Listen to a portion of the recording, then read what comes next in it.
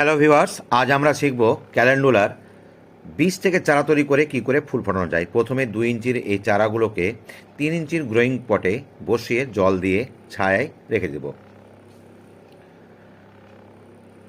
3 সপ্তাহ পরে দেখব গাছটা অনেকটাই বড় হয়েছে, তলার দিকেও দেখব শেকড় বেরিয়ে গেছে। এবার এই যে বেঁকে গেছে কডেক্সটা, এই বাঁকা কডেক্সটাকে পুরো মাটির তলায় দিয়ে 8 ইঞ্চির পটে বসিয়ে দেব। এই সময় এই গাছের বৃদ্ধির খুবের জন্য খোল জল দেব পাতলা করে। নিচের দিকের বড় পাতাগুলো কেটে ফেলবো, হলুদ পাতাগুলো, তাতে আলো বাতাস ঢুকতে পারে। এরপরে ফুল আসবে। প্রথম ফুলটা যদি কেটে ফেলে দেবেন যখন শুকিয়ে যাওয়ার পরে, তখন দেখবেন ঝাড় হয়ে যাবে গাছ। সেই ভিডিও দেখতে হলে অবশ্যই আমাকে সাবস্ক্রাইব করবেন। ভালো থাকবেন, সুস্থ থাকবেন। ধন্যবাদ।